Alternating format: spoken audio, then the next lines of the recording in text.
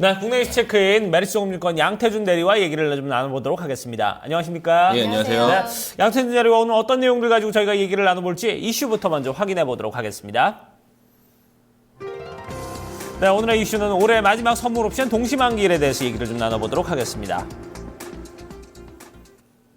네, 아무래도 뭐 이 동시만기일은 일단 시장은 좀 당분간 좀 위축세로 이제 장이 좀 펼쳐지지 않을까 이런 생각이 드는데 아무래도 뭐 기관들도 그렇고 외국인들도 그렇고 일단 좀 관망세로 좀 시작하지 않을까 하는 생각이 드는데 그나마 좀 다행인 건 요즘 투신에서 좀 지수를 어느 정도 좀 막기 위해서 좀 이렇게 좀 나서고 있다는 부분들이 그나마 좀 우리의 증시에 좀 위안을 주고 있는 것 같습니다. 예, 우선 뭐 소극적인 측면을 좀 간단히 말씀을 드리면 아까도 말씀하셨듯이 기관 쪽, 특히 뭐 투신이라든지 연기금 쪽에서는 매수세가 좀 전환이 됐다. 특히 지금 투신 같은 경우는 좋은 박스권 안에서 상당히 좀 단기 매수 중에 좀 진행을 하고 있는 것 같고요. 어떻게 보면은 좀 얄미울 수도 있는데 지금 시장에서는 좀 올바른 방법으로 좀 매매를 하고 있는 가장 큰 이제 투자처이지 않을까. 그렇기 때문에 투신의 매매가 지금 시장 상황에서 가장 좀 바람직한데 실질적으로 따라하기는 상당히 힘든 그런 매매 관점이거든요. 그렇기 때문에 지금 투신이 하는 그런 부분들은 전체적인 상당히 지금 좋은 박스권에서 펀드 환매라든지 매수라든지 이런 부분들을 상당히 좀 빠르게 대응을 하고 있고요. 지금 어제 같은 경우 선물 같은 경우도 기관 같은 경우는 거의 한 1200계약 정도 매도를 했는데 지금 기관의 모습을 본다면은 상당히 보수적이지만 또 대응은 상당히 좀 단기적인 관점으로 좀 대응을 하고 있고요.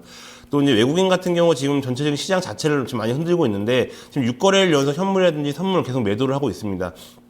지금 뭐 아무래도 이제 금리 인상에 대한 부분들도 있고 오늘 동시만기 또 금리 한국 시장의 금리에 대한 부분들도 좀 염두를 두면서 좀 보수적인 관점을 접근하고 있는 것 같은데 당분간은 좀 외국인 매도세가 좀 지속되지 않을까. 또 오늘 같은 경우에도 아무래도 좀 매도세가 좀 크게 나오지 않을까 이렇게 보고 있습니다.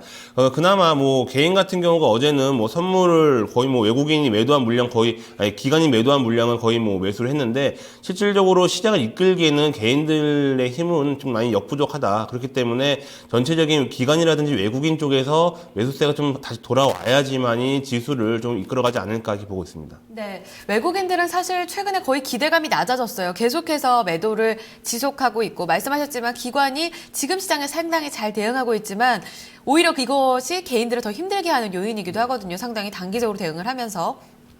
오늘 같은 경우에는 이제 마지막 선물 옵션 동시 만기일 텐데 매도 우위로 전망이 조금 더 우세한 상황입니다. 어떤 대응을 좀 펼쳐가야 될지 먼저 예상을 좀 해주시죠. 아무래도 지금 이제 동시 만기도 있고 금리 인상, 미국 금리 인상에 대한 부분도 이제 또 계속 겹쳐져 있기 때문에 아무래도 지금 매도에 대한 부분들도 상당히 더 많고요. 그리고 어제 같은 경우 코스피 등락을 봤을 때는 크지는 않지만은 실질적으로 계속 매도가 이어졌다는 점이라든지 어제 같은 경우 대형주 예를 들어서 현대차, 기아차, 현대모비스 이런 대형 수출주 중심들은 상당히 많이 무너졌었거든요. 특히 호텔신라도 많이 무너져서 거의 3% 가까이 다 무너졌기 때문에 지수 자체적으로는 무너지지 않았지만은 큰 대형주 종목들은 상당히 좀 많이 무너졌습니다. 그렇기 때문에 그러한 여파가 오늘까지도 좀 이어지지 않을까라고 보고 있습니다. 그리고 지금 외국인 같은 경우는 9월 만기 이후에 지금 현물 매수가 약간 한 4조 가까이 남았는데 실질적으로 지금 12월에도 이번에 추가 매도 물량이 많이 남은 상태죠.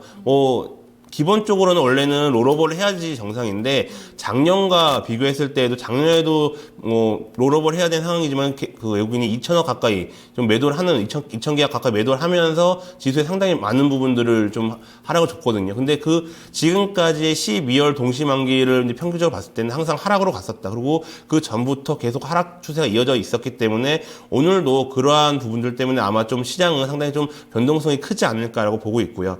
전체적으로 지금 외국인들 같은 경우도 이제 그러한 이제 매도 물량이 많이 남았지만 어제 같은 경우에는 상당히 좀 제일 58계약 정도를 매도를 했기 때문에 상당히 좀 적은 수로 매도를 했습니다. 하지만 이러한 부분들이 이제 어떻게 보면은 오늘 시장을 보면서 준비하고 있을 수도 있거든요. 대량으로 이제 매물 폭탄이라든지 그런 부분들을 충격을 줄 수 있는 부분들이 있기 때문에 지금 시장 상황에서는 이런 외국인들의 지금 특히 종가에 거의 외국인들은 이제 매도를 많이 하기 때문에 장 시작해서 어느 정도 좋게 간다고 해서 이제 안심하기보다는 오늘은 장 마감 때까지도 좀 긴장을 해야 되지 않을까 이렇게 보고 있습니다. 네, 계속해서 그러니까 관망세 오전 내내 좀 관망세가 이어질 수 있다는 부분을 체크를 해주셨습니다. 네. 오늘장 같은 경우가 상당히 또 대응하기가 어려운 장이 될 텐데 그러면은 기준금리에 대해서는 일단 동결이 조금 더 유력하다고 보면 되겠죠? 아무래도 지금 미국 시장 자체가 지금 금리 인상에 대한 부분들이 이제 계속 거론되고 있는 상황에서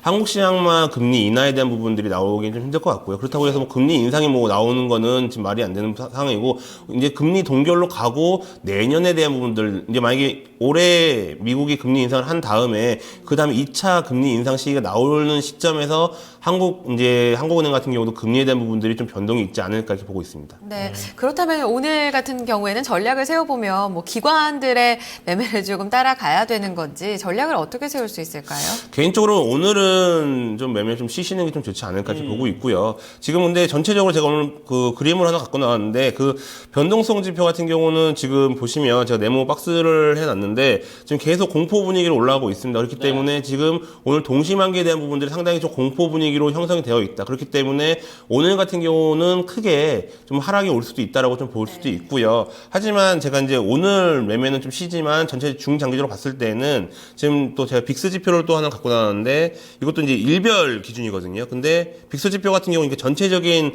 그 S&P 500을 토대로 만든 지표인데 상당히 좀 안정적으로 가고 있습니다. 그렇기 때문에 오늘 구간 좀 넘겨간다면은 이제 앞으로는 좀 안정적으로 가지 않을까 이렇게 좀 보고 있고요. 그렇기 때문에 오늘 시장은 어느 정도 관망을 하면서 외국인의 그런 매도 물량이라든지 기관의 그런 수급 정도를 좀 체크를 하시고 어느 종목군들의 이제 수급 몰리는 종목을 좀 체크를 하신 다음에 좀 내일이나 다음 주부터 좀 대응을 하시는 게 좋지 않을까 이렇게 보고 있습니다. 네. 단기적으로야 뭐 공포 심리가 지금 형성이 되고 있습니다만 빅스지수 비춰볼 때는 어느 정도 시장은 안정권에 좀 진입하고 있는 것으로 보인다 이렇게 짚어주셨고 이럴 때는 뭐 시장을 조금씩 이제 멀리서 좀 관망을 하면서 천천히 좀 매수 관점으로 가는 것도 괜찮을 것이다 이렇게 짚어주셨습니다. 얘기 여기까지 들어보도록 하죠. 네, 이 시간 메리츠 종금증권 양태준 대리와 함께했습니다. 감사합니다, 대리님. 네, 감사합니다.